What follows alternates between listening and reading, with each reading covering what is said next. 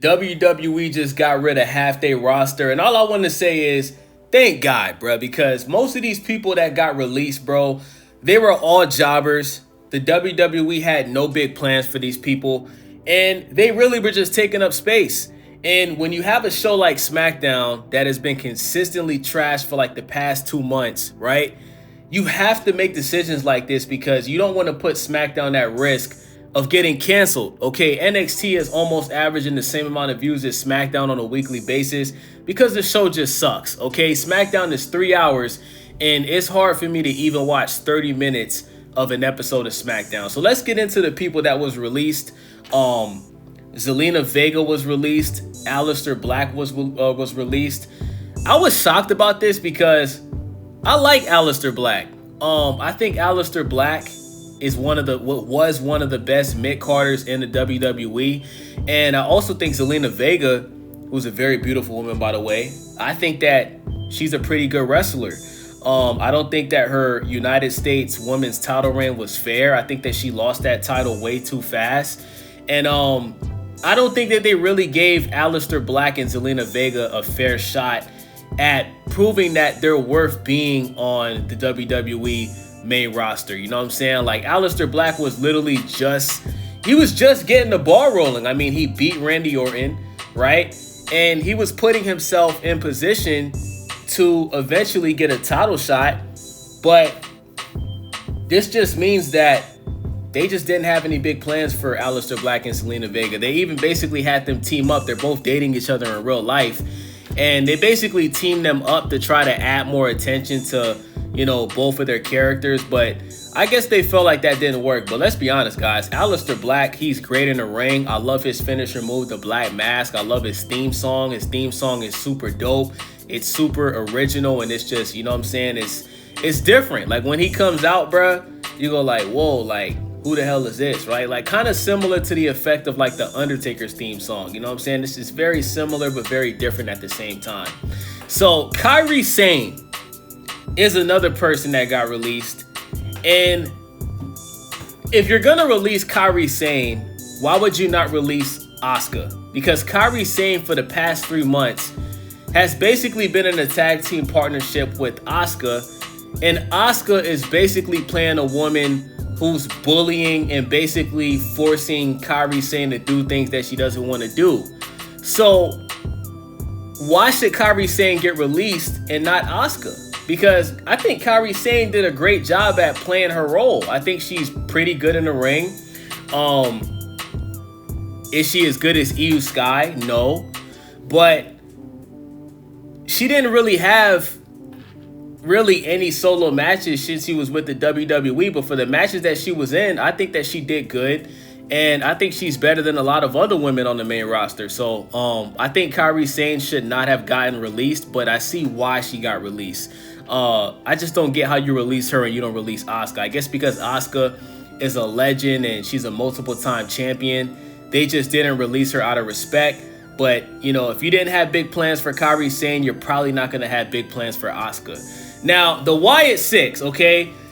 The entire Wyatt Six got released. And this is the best decision that the WWE has made so far this year. Because the Wyatt Six is trash, bro. They are the most overrated, overused tag team. They're not even a tag team. They're a faction. They're probably the most overused, overhyped faction in WWE history. This was all to pay homage to Bray Wyatt. You know, salute to Bray Wyatt. I think he was a good wrestler. I think he was perfect for filling in the role of a Kane and Undertaker. But they just played the Wyatt Six all the way out, bruh. The Wyatt Six was feuding with the MFT for like 6 months straight. And first of all, like, everybody in the Wyatt Six can't wrestle. Like, the best person in the Wyatt Six that can wrestle is Eric Rowan. Eric Rowan is actually a really good wrestler. He's really tall, right? He looks like a monster, you know what I'm saying? Like, if you've seen this dude walking down the street at nighttime, your antennas would go up. But, I mean, like, what else could you have done with the Wyatt Six? At some point, you would have had to breaking up that faction. I'm so glad that Alexa Bliss got out of the Wyatt Six and she became, you know, her own star. She got into a tag team partnership with Charlotte Flair. Because the Wyatt Six is just terrible, bro. They're boring. They suck. They're not entertaining. And the only reason why they stuck around that long is because, once again, Bo Dallas is Bray Wyatt's brother. I believe that's his younger brother. And they were all just paying homage to the late, great Bray Wyatt, man. So thank God the Wyatt 6 are gone. This was long overdue. And lastly, the Motor City Machine Bums, bro. Like, I ain't gonna lie, bro. The Motor City Machine Bums, bro. I don't know how they got signed in the first place. What's crazy to me is they got a bigger push than the Street Profits. I think the Street Profits are the most underrated tag team in the entire WWE.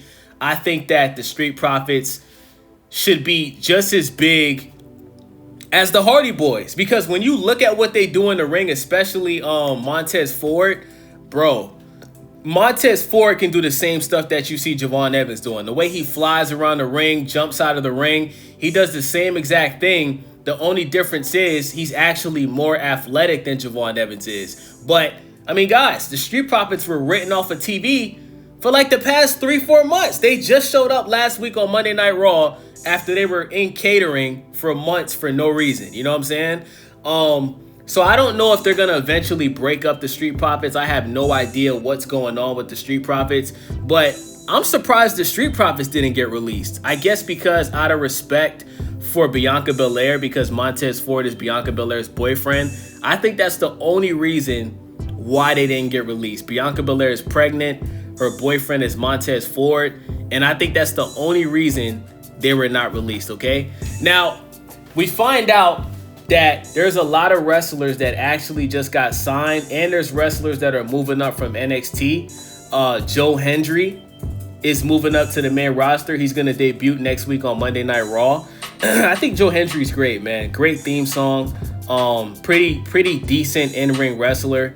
And I think Joe Hendry has the potential to be a big mid-carder. I don't see him ever being big in the main event picture because his gimmick is just too comical. But I could definitely see Joe Hendry being a main eventer in the mid-card section, okay?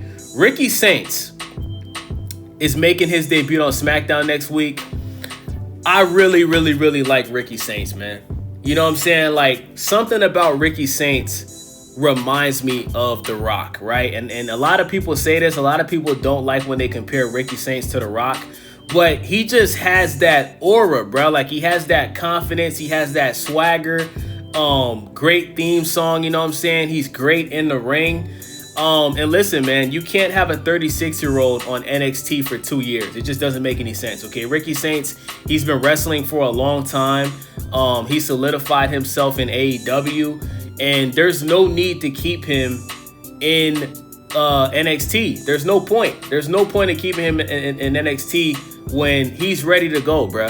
He's completely ready to go on the main roster. So I look forward to seeing what Ricky Saints does on the main roster. Also, Blake Monroe, who I think, how everybody looks at Tiffany like Stratton, that's what I think Blake Monroe is. Blake Monroe, she got so much aura, bro. Like, first of all, out of all the females, she has the best theme song. Blake Monroe's theme song is phenomenal, okay? She's gorgeous. She's good in the ring.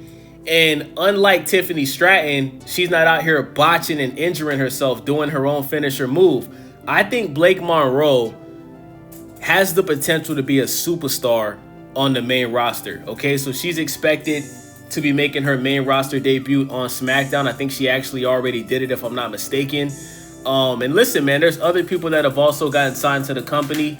So this is only positive, man. I think SmackDown is definitely going to be much better than what it's been recently. And shout out to TKO for getting rid of all these jobbers, man. Somebody had to do it, man. Somebody had to do it because, like, guys, I didn't even watch SmackDown last night. Like, I made the conscious decision to say, I'm not watching SmackDown because NBA playoffs is on. SmackDown has been unwatchable for the past 4 weeks. And now that we have some new people that's going to be showing up, now I'm actually interested to see what's going to happen. So with that being said, it's your boy Days. Make sure y'all subscribe, thumbs up the video, click that hype button for your boy, and let me know what y'all boys think about this in the comment section. I'm out.